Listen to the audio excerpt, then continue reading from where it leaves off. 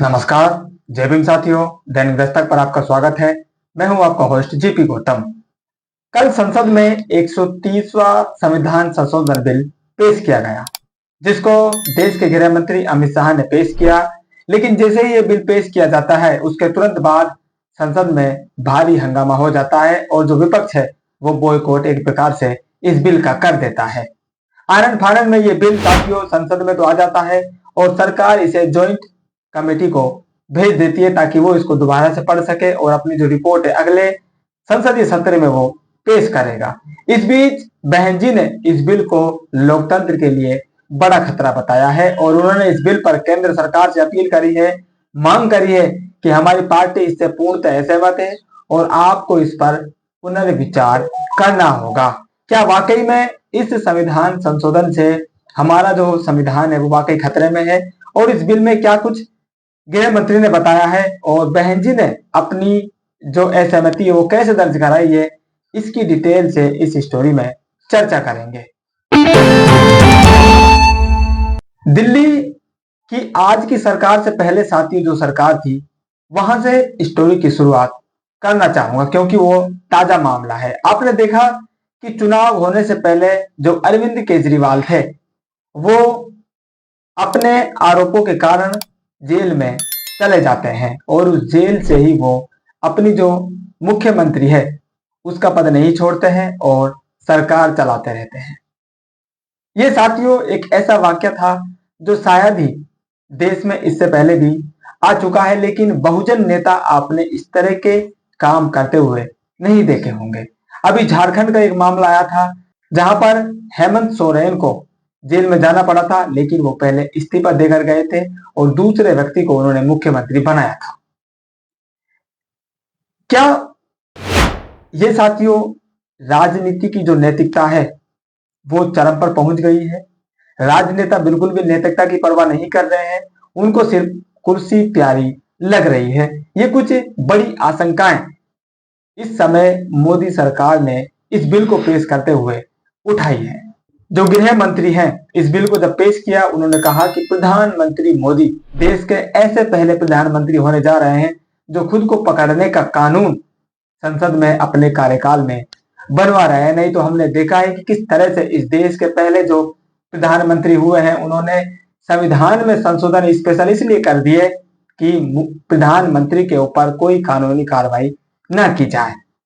39वां जो संविधान संशोधन है साथियों, उसका जिक्र अमित शाह गृह मंत्री जी कर रहे हैं। उसको आप थोड़ा सा डिटेल में देख सकते हैं अगर आपको सच्चाई उसकी जाननी है। लेकिन ये जब बिल साथियों संसद में पेश किया जाता है तो अमित शाह गृह मंत्री तीन बड़ी बातें कहते हैं कि इस बिल को उन्होंने क्यों लाया है। पहली बात वो कहते हैं जो गिरफ्तार मंत्री होगा, मुख्यमंत्री होगा, प्रधानमंत्री होगा, वो अब शासन का हिस्सा नहीं रह पाएगा। अगर उसको 30 दिन तक जेल में रहना पड़ रहा है तो चाहे वो प्रधानमंत्री है, चाहे वो मुख्यमंत्री है और चाहे उसने केंद्र में या राज्य सरकार में कोई मंत्री पद लिया हुआ है, वो सरकार का हिस्सा नहीं रह पाएगा। अगर 30 दिन से पहले वो जमानत ले लेता है तो वो अपने पद पर दोबारा बैठ सकता है, और अगर उसको 30 दिन तक जमानत नहीं मिलती है तो 31वें दिन वो खुद इस पद को त्याग देगा या कानूनी रूप से वो निष्क्रिय हो जाएगा। ये साथियों इस बिल की मोटी मोटी जो बातें हैं वो गृह मंत्री अमित शाह ने अपनी सोशल मीडिया प्रोफाइल के जरिए बाहर बताई है। हालांकि बिल भी ज्यादा बड़ा नहीं है, कुल 5 पेज का ये बिल है।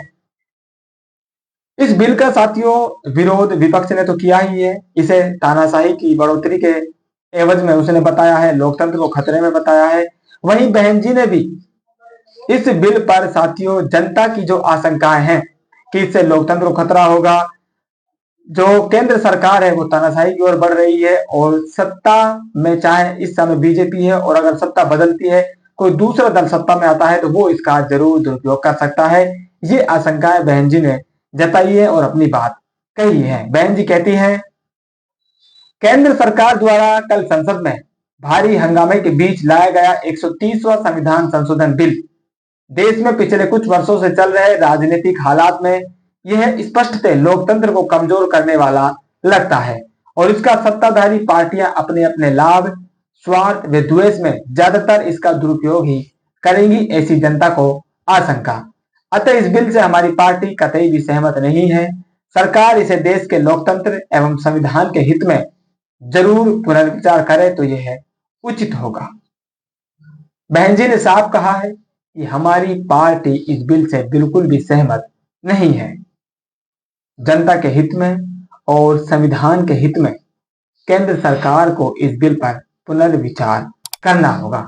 यही हमारी मांग है और यही इस देश के हित में है। तो बहन जी ने साथियों खुलकर संविधान की रक्षा करने के विरोध में अपनी बात कही है। जिस तरह से इस बिल को विपक्ष के द्वारा मुद्दा बनाया गया है, लोकतंत्र को खतरे में बताया जा रहा है और तानाशाही की बढ़ोतरी के तौर पर इस बिल को देखा जा रहा है, उसके विरोध में बहन जी उतर आई है। हालांकि शुरुआत में जब इसको बिल को देखा गया था तो ऊपर ऊपर तौर से लग रहा था कि सरकार ने ये बढ़िया कदम उठाया है, लेकिन धीरे धीरे जब इसकी परत दर परत खुलने लगी तो साथियों असली जो सच्चाई है वो बिल की बाहर आने लगी है। और जब बहन जी जैसी नेता ने इस बिल के विरोध में अपनी आशंकाएं जताई हैं, पार्टी की असहमति जताई है, तो कहीं ना कहीं इस बिल का दुरुपयोग संभव है। और बहन जी ने वही आशंका यहाँ पर जताई है कि आज तो बीजेपी की सरकार है, कल को किसी और पार्टी की सरकार होगी तो वो भी द्वेष के कारण, बदला लेने के कारण इस बिल का दुरुपयोग करेंगी। इसलिए इस पर पुनर्विचार जरूरी है। आप लोगों की क्या राय है कमेंट करके जरूर बताएं। मिलते हैं नई अपडेट में, तब तक के लिए जय भीम।